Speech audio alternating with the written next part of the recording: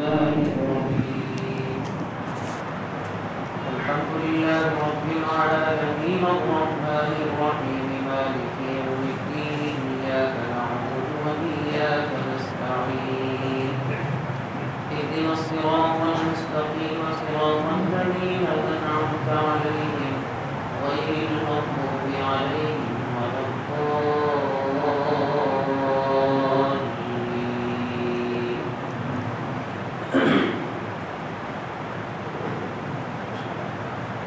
الرحمن الرحيم مالك يوم الدين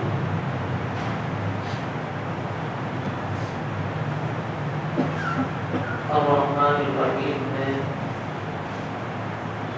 اللہ سبحانہ و تعالیٰ کی رحمت کا، مہربانی کا، عنایت کا ذکر تھا۔ تفصیل کے ساتھ اللہ کی رحمت کا تذکرہ ہم کر چکے۔ اللہ کی ان مہربانیوں کو، رحمتوں کو، عنایتوں کو سن کر، پڑھ کر ہو سکتا تھا کہ کسی بندے کو یہ غلط فہمی ہو جائے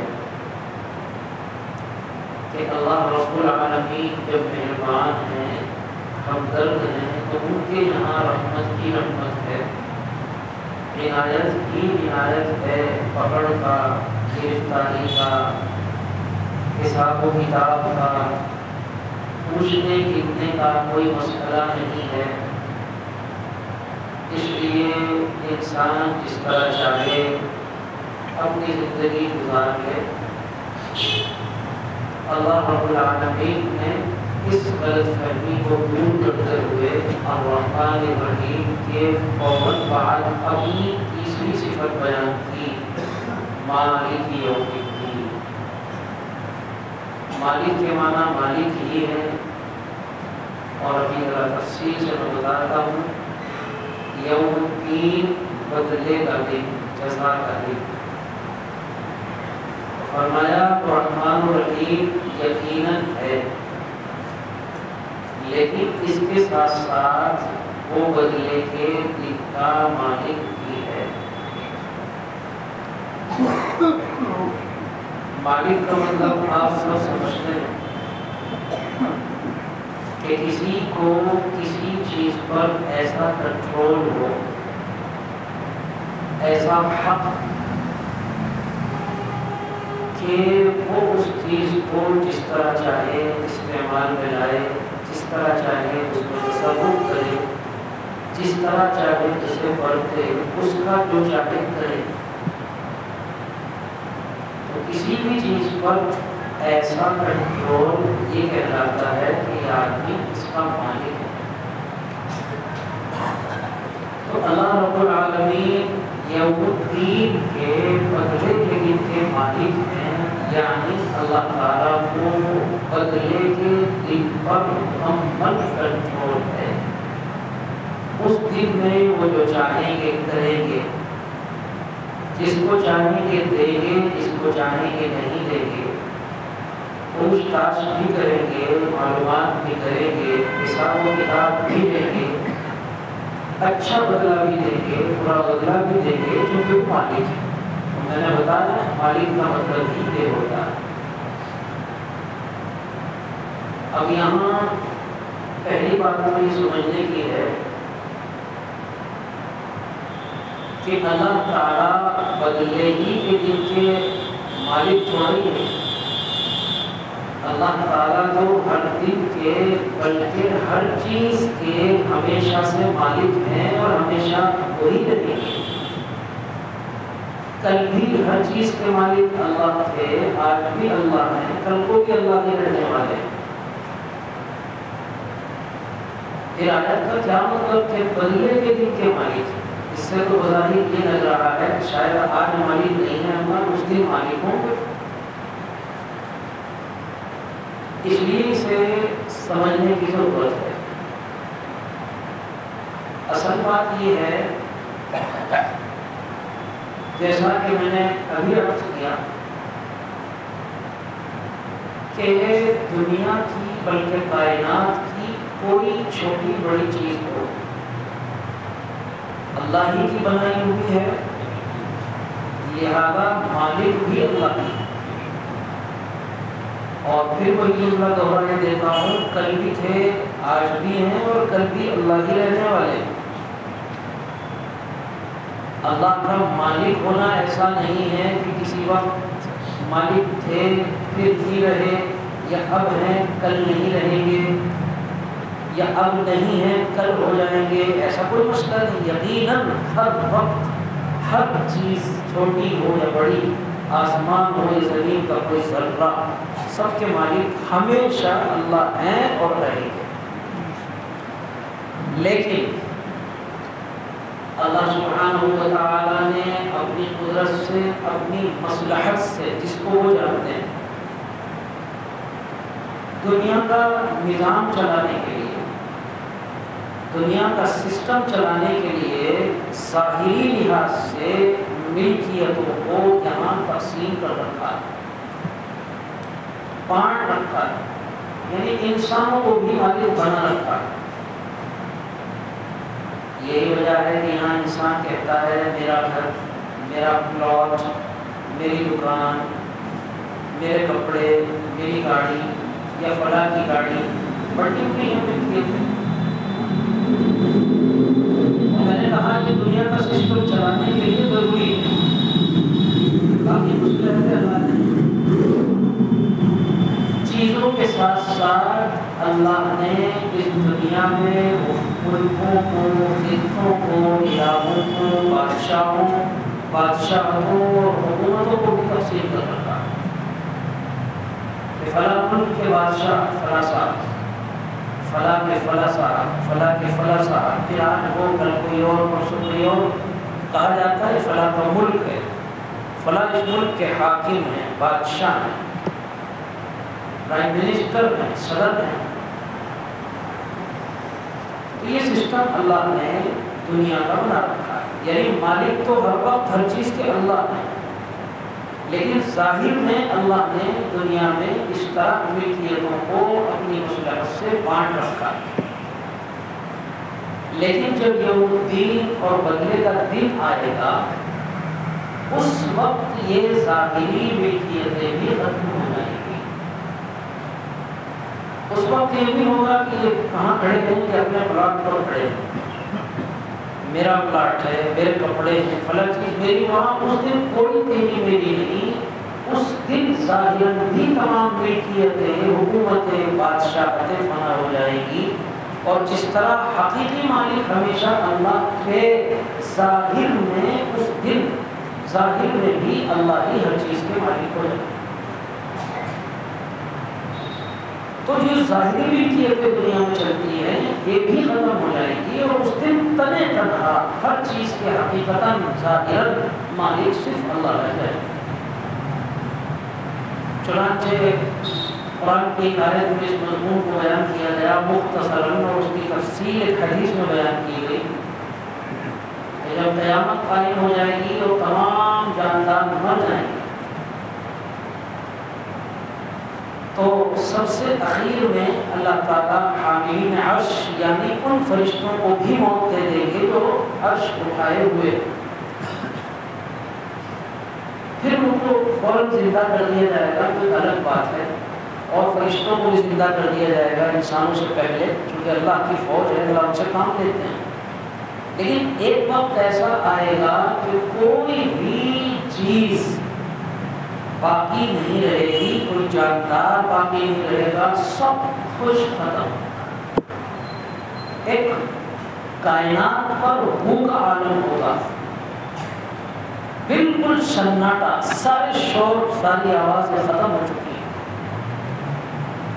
تو قرآن کی آیت کہتی ہے کہ جب سب کچھ ختم ہوگا تو اللہ رب العالمین اپنی بادشاہت، اپنی ہمیشہ رہنے والی سلطنت اور حکومت کا اعلان کرنے کے لیے فرمائیں گے۔ قرآن میں یہ ٹکڑا موجود ہے 24ویں پارے میں، لمن الملک اليوم، کہاں ہے وہ دنیا کے بادشاہ، کہاں ہے وہ فرعون، کہاں ہے وہ سر اور سینے اکڑا اکڑا کر چلنے والے، کہاں ہے وہ میری بادشاہت، میری حکومت کے نعرے لگانے والے؟ بتاؤ بتاؤ آج سلطنت حکومت کس کی ہے؟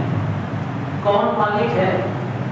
کہاں ہے وہ؟ میرا گھر، تیرا گھر، اس کا گھر، آؤ بتاؤ اس کا گھر کہاں ہے؟ ظاہر ہے کوئی زندہ تو ہوگا نہیں جو جواب دیتا. خاموشی، بالکل سناٹا. کوئی آواز آئے تو جب کوئی زندہ ہو، کوئی آواز نہیں آئے گی تو اللہ رب العالمین خود بھی جواب میں ارشاد فرمائیں گے للہ الواحد القہار لمن الملک اليوم. وہ سوال ہوگا کس کی ہے حکومت آج بتاؤ؟ خود فرمائیں گے للہ، اس ذات کی، اس اللہ کی جو تنہا ہے، یکتا ہے اور قہار یعنی زبردست ہے، اس کی. تو یہ مطلب ہے، میں سمجھتا ہوں سمجھ میں آ گیا ہوگا، مالک یوم الدین، بدلے کے دن کا مالک ہونا کیا مطلب ہے، کیسے اللہ مالک. اس کے بعد یہ جانیے کہ اللہ رب العالمین نے یہ بدلے کا دن کیا چیز ہے. اس کو یوں سمجھیے کہ بدلے کا دن آخرت کے ہی دن کا، قیامت ہی کے دن کا ایک اور نام ہے. قیامت کے دن کے بہت سارے نام ہیں، ایک نام بدلے کا دن یوم الدین کے. اس کو ذرا تفصیل میں سمجھنا چاہیں تو یوں سمجھیں کہ اللہ رب العالمین نے دنیا بنائی، دنیا میں خاص طور سے جو انسان اور جنات بنائے جو اللہ کے احکامات کے پابند ہیں. ہم دیکھتے ہیں کہ دنیا میں ان کے حالات کبھی برابر نہیں ہوتے. ایک آدمی تو وہ ہوتا ہے، ایک کا مطلب ایک جماعت، ایک طرح کے لوگ، ایک ہی میرا مطلب نہیں دنیا میں ایک ہی ہوتا ہے. تو یوں کہیے کہ کچھ لوگ تو وہ ہوتے ہیں جو دنیا میں اللہ رب العالمین کی احکام اور ان کی باتوں کی پابندیاں کر کر زندگی گزارتے ہیں. اللہ نے کہا فلاں چیز حلال ہے، فلاں حرام ہے، وہ صرف حلال کا راستہ چنتے ہیں، حرام سے بچتے ہیں. بھوکے رہنے کے فاقے ہو جائیں گے، بچے بھوک سے بلبلائیں گے، تڑپیں گے، روئیں گے، حرام ان کے سامنے پھیلا ہوا ہوگا، لیکن اللہ کے حکم کے احترام میں کبھی حرام کی طرف نگاہ بڑھ کر بھی نہیں ہے، یعنی کبھی غلط راستے پر نہیں چلتے. اور ایک طبقہ، ایک جماعت زیادہ تر ہمیشہ وہی رہے ان لوگوں کی ہے جو من چاہے زندگی گزارتے ہیں. دولت حاصل کر لی، حلال حرام کی کوئی پرواہ نہیں، موج مستی کی زندگی. اور اکثر دیکھا گیا ہے اور دیکھا جاتا ہے کہ ایسے لوگ ظاہر دنیا میں زیادہ اچھی زندگی گزارتے ہیں. اللہ کی راہ پر چلنے والا مشکلات میں رہتا ہے، پریشانیوں میں رہتا ہے، اللہ کی چاہت کے مطابق جی رہا ہے، پھر دقتیں ہیں، پھر مسائل ہیں. اور جو آزاد زندگی گزار رہا ہے وہ عیش اور مستیوں میں، موج میں، بڑے بڑے جرائم کرتا ہے. اور چونکہ اس کے پاس دولت کی طاقت ہوتی ہے یا اس کے پاس عیاری اور مکاری اور ذہانت ہوتی ہے، اس لیے جرائم کرنے کے باوجود بھی قانون کی پکڑ سے بچا رہتا ہے. دنیا میں اس کا کچھ بگڑتا نہیں. کبھی تھوڑا بہت پکڑ دھکڑ ہوئی، وقتی ہوئی، پیسے دیے، انصاف خریدا، عدالت خریدی، جج خریدے اور پھر آزاد، کچھ نہیں بگڑتا. تو اب عقل کہتی ہے کہ دونوں انسان برابر کیوں نہیں ہے؟ کیوں ان کی زندگیوں میں اتنا فرق ہے؟ اور کیوں غلط راستہ چلنے والوں کو سزائیں نہیں ملتی؟ کیوں اچھے راستے پر چلنے والے پریشان اور زندگی گزارتے ہیں، چلے جاتے ہیں، کچھ بھی نہیں بگڑتا. تو اگر دنیا کی طرح ان کا کبھی کچھ نہ بگڑے اور وہ ایسے ہی دنیا سے چلے جائیں تو معاذ اللہ کی ماننے کا فائدہ کیا ہوا؟ ان بیچاروں کو کیا ملا؟ تو یہاں کی پریشانیاں اٹھا کر گئے اور چلے گئے. اور یہ مجرم جو ہیں، اللہ کے باغی جو ہیں، سرکش جو ہیں، انہوں نے دنیا میں اتنے ظلم کیے، اتنی زیادتیاں تھی، اتنی اللہ کی نافرمانیاں تھی، لوگوں کے حقوق پر ڈاکے ڈالے، لوگوں کو ستایا، مارا، اور پھر ان کا کچھ نہیں بگڑ رہا ہے، یہ کیا بات ہے؟ یہ تو کوئی انصاف کی بات نہیں. تو دونوں آدمی برابر، بلکہ وہ ماننے والے پریشان، وہ پیچھے رہتے ہیں.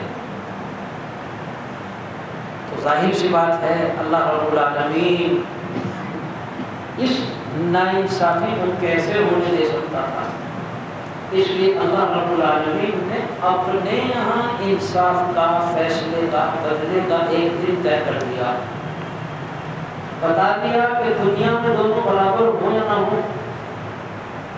دنیا میں سرکش اور ظالم اور بےایمان اور گناہ گار کتنے عروج پر رہے، لیکن ایک دن حساب میں خود ہوگا اور پھر حساب لے کر میں اسی کے مطابق معاملات کروں گا. اچھوں کو اچھائی کا پورا بدلہ دوں گا اور ظالم کو دیکھوں گا. تو یہ ایک دن اللہ نے ایسا طے کر رکھا ہے، قیامت کا دن جس کو کہتے ہیں، اسی دن کا نام بدلے کا دن ہے. آج کمزور کو، غریب کو، سیدھے سچے مسلمان کو، یہ انسان کو انصاف ملے یا نہ ملے، لیکن اللہ کی عدالت میں ضرور انصاف ملے گا. اللہ نے جو دن طے کر رکھا ہے، فکس کر رکھا ہے، اسے کہتے ہیں بدلے کا. اس دن انسان کو اپنے اچھے برے اعمال کا حساب بھی دینا ہوگا اور پھر اس کا نتیجہ بھی بھگتنا ہوگا. اچھی زندگی ہے تو اچھا نتیجہ، اور بری زندگی تھی تو برا نتیجہ. یہ دن بدلے کا دن. اس پوری تفصیل سے بات معلوم ہو جانی چاہیے کہ جب اللہ نے بدلے کا ایک دن طے کر رکھا ہے تو اس کا مطلب یہ ہے کہ دنیا میں کسی کو اس کے اچھے یا برے عمل کا بدلہ نہیں ملتا. تو دن تو طے ہے، جب دن آئے گا تبھی تو ملے گا. یہ حقیقت بھی ہے. دنیا بدلے کی جگہ نہیں ہے. یہ الگ بات ہے کہ اللہ تعالیٰ کبھی کبھی بہت تھوڑے سے لوگوں کو اپنی کسی مصلحت کے تحت، اس کی بہت ساری حکمتیں ہوتی ہیں، اور حکمتوں کے تحت تھوڑی بہت سزا دے دیتا ہے. لیکن وہ تھوڑی بہت ہوتی ہے، اس میں بھی مصلحتیں ہوتی ہیں.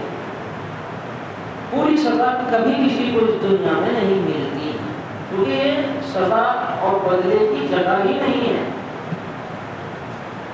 اسی طرح کوئی انسان اگر بہت اچھے اعمال کر رہا ہے تو ان اعمال کا پورا بدلہ، میں پورا بول رہا ہوں، پورا بدلہ دنیا میں نہیں ملتا. کچھ اللہ تعالیٰ دے دیں ان کے کرم اور نوازش کی بات، پورا بدلہ نہیں ملتا کیونکہ دن فکس ہے.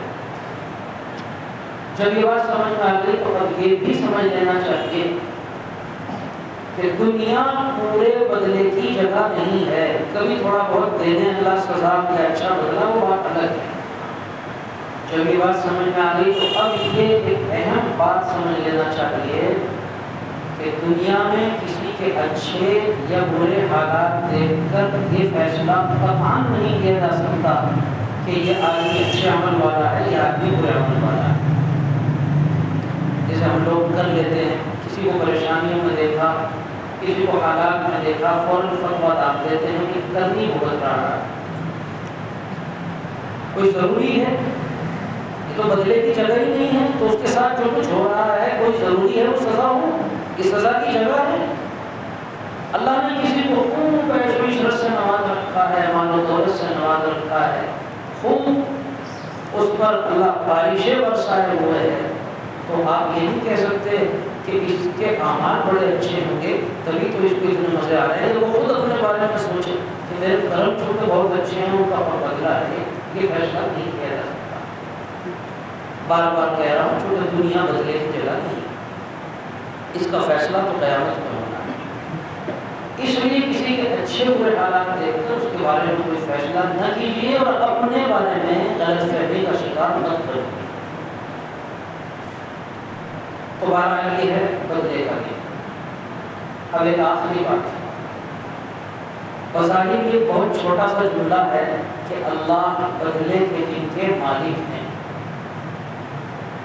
لیکن اس جملے میں جو بات بتائی گئی ہے، اگر اس بات کا یقین سچے دل سے 100% انسان کے دل و دماغ میں بیٹھ جائے تو آپ یقین کریں دنیا سے تمام جرائم کا، تمام ظلم و ستم کا خاتمہ ہو جائے۔ جس انسان کے دل میں یقین بیٹھ جائے بدلے کا ایک دن طے ہے، اللہ کی عدالت میں حساب دینا ہے اور نتیجہ بھگتنا ہے، وہ آدمی کبھی ارادتاً جان بوجھ کر غلط راستے پر چلنے کی ضرورت ہی نہیں کر سکتا۔ اور اگر اللہ نہ کرے انسان ہونے کے ناطے غلط راستے پر چل لیا، اس سے کوئی غلطی ہو گئی، گناہ ہو گیا، تو وہ اللہ کو منائے بغیر ایک سیکنڈ کے لیے چین سے نہیں بیٹھ سکتا۔ اسے معلوم ہے کہ وہ یہاں کا معاملہ یہاں نمٹارے سستا ہے، وہاں کا معاملہ بھاری ہے، حاضر ہونا ہے، وہاں پیش ہونا ہے، معاملہ خراب ہو جائے گا، بگڑ جائے گا، تو یہی کسی طرح اپنا حصہ پورا کرے۔ آج دنیا میں تمام تر قانونوں کے باوجود، تمام تر حفاظتی انتظامات کے باوجود، پولیس، ملٹری اور ہتھیاروں کی کثرت کے باوجود ایسا لگتا ہے کہ قانونی سختیاں جتنی پولیس زیادہ، جتنی فورس زیادہ، اتنا جرائم کا گراف بڑھ رہا ہے۔ وجہ یہی ہے کہ جو نہیں مانتے ان کی بات چھوڑیے، جو ہم جیسے کہتے ہیں کہ ہم مانتے ہیں، ہمارے دلوں میں بھی اس عقیدے کی بہت زیادہ کمزوری ہے۔ اس لیے ہم مسلمان ہوتے ہیں جو اس پر عقیدہ رکھتے ہیں، جس کی جہاں چلی، جہاں ذرا سی طاقت اس نے دکھائی، وہاں وہ فوراً ظلم کر بیٹھتا ہے۔ اگر خدا پر یقین ہے اور اللہ کے سامنے حاضری کا یقین ہے تو کسی مسلمان کی یہ ضرورت کیسے ہو سکتی ہے کہ وہ کمزور پر ظلم کرے؟ کسی کا پیسہ نہیں مار سکتا۔ اور جب تک اسلامی معاشرے میں یہ عقیدہ مضبوط رہا، مضبوط یقین کے ساتھ رہا، تو اس معاشرے میں ایسی حیرت انگیز مثالی انسان تیار ہوئے کہ آج دنیا میں جیسے انسان پیش نہیں کر سکتے۔ سینکڑوں ہزاروں مثالیں، ایک مثال میں آپ کو دے کر اپنی بات ختم کروں گا کہ جب یہ یقین مضبوط ہوتا ہے مالک یوم الدین تو کیسا معاشرہ وجود میں آتا ہے۔ ایک مثال صرف نبی کریم صلی اللہ علیہ وسلم کی خدمت میں ایک عورت تشریف لائی، آ کر کہا کہ یا رسول اللہ طہرنی، مجھے پاک کر دیجئے، مجھ سے گناہ ہو گیا اور گناہ کی جو سزا اللہ نے طے کی ہے وہ سزا مجھ پر جاری کریے تاکہ میں گناہ سے پاک ہو جاؤں۔ یہ مطلب طہرنی۔ اللہ کے رسول صلی اللہ علیہ وسلم جانتے تھے کہ یہ اقرار اس عورت کے لیے کتنا خطرناک ثابت ہو سکتا ہے۔ شادی شدہ عورت، آپ نے اس کی بات پر کوئی دھیان نہیں دیا، اس کو ہماری زبان میں کہیں اگنور کر دیا، منہ پھرا دیا، کیونکہ قانون یہی ہے کہ اگر کوئی اقرار بھی کرے تو کوشش کرو نظر انداز کرنے کی، یہ سزا خطرناک ہوتی ہے۔ آپ نے ادھر منہ کر لیا اور ادھر آ گئے منہ پر، پھر کہا یا رسول اللہ طہرنی، میرے سے غلطی ہو گئی، میں نے زنا کر لیا، آپ مجھے پاک کر دیجیے۔ غرض یہ کہ آپ نے پھر منہ پھیر لیا، پھر ادھر سے آ گئی، 4 مرتبہ اس نے اللہ کے رسول صلی اللہ علیہ وسلم کو یہ بات کہی۔ اب آپ بھی مجبور ہو گئے، آپ نے فرمایا کہ دیکھو تم نے اقرار کر لیا، مضبوط اقرار ہے، اب اللہ کے قانون کے مطابق تم سزا کی مستحق ہو گئی ہو، اور شادی شدہ اگر زنا کر لے تو اس کی سزا شریعت میں یہ ہے کہ اسے پتھر مار کر مار دیا جائے، یہ شریعت کی سزا۔ لیکن آپ نے فرمایا لیکن تم حمل سے ہو، تمہارے پیٹ میں بچہ ہے، مجرم تم ہو، گناہ تم نے کیا، غلطی تم سے ہوئی، اس بچے سے نہیں ہوئی۔ اگر ہم تمہیں اب سزا دیتے ہیں تو بچہ بھی مرے گا، بچے کو کیوں مارے، کیوں سزا دیں؟ اس لیے تم جاؤ، جب تمہارا بچہ پیدا ہو جائے تب بھی فوراً آنے کی ضرورت نہیں، تو ماں بنوگی، ماں بننے کے بعد بچے کو ماں کے دودھ کی ضرورت ہوتی ہے، اس کی غذا ماں کے دودھ سے جڑی ہوئی ہے، اسے تمہاری ضرورت ہوگی، وہ دودھ پیے گا، اس کی پرورش کرو، اسے بالوں پوسو، اور جب دودھ چھوڑ جائے تب دیکھیں گے۔ یہ آپ صلی اللہ علیہ وسلم نے ان کو کہا، وہ چلی گئی، کوئی FRI نہیں درج کی گئی، کوئی رجسٹر میں ان کا ایڈریس نام پتہ نہیں نوٹ کیا گیا کہاں سے آئی ہو، کون ہو، کوئی گارنٹر بھی نہیں لیا گیا کہ پتہ نہیں کل آئے یا نہ آئے، بس یہ کہا آپ نے کہ یہ چلی گئی۔ 12 دن کے بچہ پیدا ہوا، بچہ پیدا ہونے کے بعد اس کی پرورش کا مسئلہ تھا، اسے دودھ پلایا، کچھ ملا کر 2.5 سال ہو گئے۔ اب آپ سوچیں، یہ بھی جانتی تھی میرا کوئی ریکارڈ نہیں ہے وہاں میں کہاں کی ہوں، کہاں رہتی ہوں، کہاں سے آئی، کوئی پتہ نہیں۔ اور کبھی کبھی ایسا ہوتا ہے کہ انسان میں کوئی وقتی جوش آتا ہے، کوئی بیان سن لیا، جوش آ گیا، کہ بات کیسا کرنا ہے، مرے کے مر جائیں گے، اور جب آدمی 10-20 دن گزر جاتے ہیں جوش ٹھنڈا ہو جاتا ہے کہ چل چھوڑ یار۔ 2.5 سال گزر چکے ہیں، جوش ٹھنڈا ہونے کے پورے حالات ہیں کہ اس وقت جذبات میں آ گئی، جوش میں آ گئی، سزا بھگتوں کی جو ہوگا دیکھا جائے گا۔ اتنے میں جوش ٹھنڈا ہونے کا کافی وقت ہے، ہونا چاہیے لیکن نہیں۔ پھر ایک بہت بڑی زنجیر، معصوم بچہ، جانتے ہیں کہ مجھے اگر سزا ملی تو میرے بچے کا کیا ہوگا، بڑی بڑی دل جگر اور گردے والی عورتوں کی بچے کو مسئلہ لے کر ہمتیں پست ہو جاتی ہیں، لیکن جن کے دل میں مالک یوم الدین کا عقیدہ جمع ہوا ہو، یہ سارے مسائل ان کے پاؤں کی زنجیر نہیں ہوتے ہیں۔ بچہ گود میں لیا اور سیدھے رسول اکرم صلی اللہ علیہ وسلم کے پاس پہنچ گئی اور کہا کہ یا رسول اللہ 2.5 سال پہلے میں آئی تھی، ایسا ایسا میں نے کہا تھا، آپ نے یہ جواب دیا تھا، بچہ میری گود میں ہے اور اس کا ہاتھ دیکھیے، اس کے ہاتھ میں روٹی کا ٹکڑا تھا، یہ بچہ غذا کھانے کے لائق ہو چکا، اب اسے میرے دودھ کی ضرورت نہیں ہے، تو اب پھر نہیں، اب مجھے سزا دے کر دنیا میں اللہ کا حکم لاگو کر کر قیامت اور یوم الدین کی سزا سے بچانے کا انتظام کرنا۔ اللہ کے رسول صلی اللہ علیہ وسلم نے بہرحال اللہ کے قانون کے مطابق سنسار کرنے کا حکم دیا اور ان کو سنسار کیا گیا، ان کا انتقال ہو گیا۔ لیکن یہ جذبہ کہ دنیا کی سزا کی کوئی حیثیت نہیں ہے، دنیا میں سزا پا کر اگر آخرت کی سزا سے بچ جاؤں، اللہ کی عدالت میں حساب و کتاب سے بچ جاؤں، تو کوئی مہنگا سودا نہیں، بہت سستا سودا ہے، دنیا کی سزا کی تو کوئی حیثیت ہی نہیں۔ حضور علیہ السلام کے جذبے، ان کے خلوص کو ظاہر ہے، سمجھ رہے ہیں، جان رہے ہیں کہ کتنی مخلص عورت، اسے اتنے موقع دیے میں نے لیکن نہیں اڑی ہے۔ انتقال ہوا تو آپ نے فرمایا اس کا جنازہ تیار کراؤ، نماز میں پڑھوں گا۔ جب جنازہ تیار ہو گیا، آپ صلی اللہ علیہ وسلم نماز پڑھانے کے لیے آگے بڑھے تو عمر فاروق رضی اللہ تعالیٰ آگے آ گئے، فرمایا کہ یا رسول اللہ، اس عورت کو زنا کی سزا میں پتھر مار کر ہلاک کیا گیا، آپ اس کا جنازہ پڑھائیں گے؟ وہ بھی ایمانی غیرت تھی۔ نبی کریم صلی اللہ علیہ وسلم نے فرمایا کہ ہاں عمر، اس نے زنا کیا، غلطی ہوئی، یہ اپنی غلطی پر شرمندہ ہوئی، میرے پاس آئی، اس نے دنیا میں سزا بھگت لی، آخرت کی سزا معاف کرا لی، اور عمر، اس عورت نے ایسی توبہ کی ہے کہ اگر اس توبہ کا 10واں حصہ مدینے پر تقسیم کر دیا جائے تو سارے مدینے والوں کی مغفرت ہو جائے، اس لیے میں اس کا جنازہ ضرور پڑھوں گا۔ ایسا معاشرہ مالک یوم الدین، کس کا ڈر تھا مجھے؟ میں نے بتایا کوئی FRI نہیں، کوئی ریکارڈ نہیں، کوئی رجسٹر میں نام نہیں، لیکن یہ عقیدہ جمع ہوا تھا،